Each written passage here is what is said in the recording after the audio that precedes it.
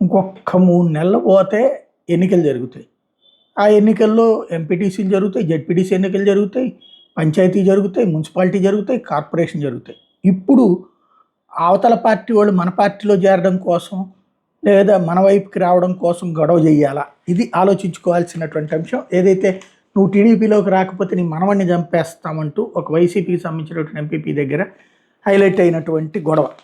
సాక్షి highlight చేసింది. ఆమెకు చెప్పండి, లక్ష్మీదేవమ్మ టీడీపీలో చేరకపోతే ఆ మనవడిని చంపేస్తాను. కర్నూలు జిల్లా Kodumur TDP MLA Boggula Dastagiri, KDCC bank chairman D Vishnuvardhan Reddy Kurnool rural mandal Nuthanapalle YSRCP మహిళా ఎంపీటీసీ లక్ష్మీదేవమ్మను హెచ్చరించారు.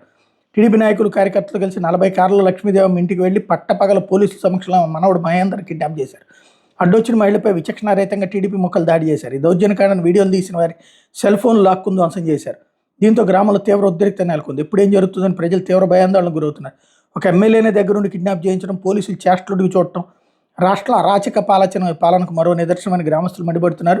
టీడీపీ నాయకులు కర్నూలు రూరల్ ఎంపీపీ పదవి మీద కన్నేశారు. తమకు బలం లేకపోయినా వైఎస్ఆర్సీపీ ఎంపీటీసీ సభ్యులు భయపెట్టి టీడీపీలో చేర్చుకోవాలని ఎమ్మెల్యే దస్తగిరి, విష్ణువర్ధన్ రెడ్డి నిర్ణయించారు. గురువారం వైఎస్ఆర్సీపీకి చెందిన నూతనపల్లి ఎంపీటీసీ లక్ష్మీదేవమ్మ, వందనపల్లి ఎంపీటీసీ జ్యోతి, రేమట ఎంపీటీసీ సుజాత, దిన్నదేవరపాడు ఎంపీటీసీ రామనాథరెడ్డిని అభివృద్ధి పనులపై చర్చించాలని పిలిచి వాళ్ళకి టీడీపీకి అండవాలు వేశారు. నూతనపల్లి ఎంపీటీసీ లక్ష్మీదేవి తాను వైఎస్ఆర్సీపీలను కొనసాగుతాను శుక్రవారం ప్రకటించారు. దీన్ని జీర్ణించుకోలేని టీడీపీ ఎమ్మెల్యే దస్తగిరి, విష్ణువర్ధన్ రెడ్డి శనివారం ఉదయం 40 వాహనాలతో నూతనపల్లిపై దండయాత్ర చేశారు. ఊర్లో అడ్డొచ్చిన వాళ్ళ కొట్టి ఎంపీటీసీ సభ్యురాలు ఇంటి మీద దండెత్తారు. ఆ సమయంలో ఎంపీటీసీ లక్ష్మీదేవమ్మ, ఆమె కుమారుడు కృష్ణ ఇంట్లో లేరు.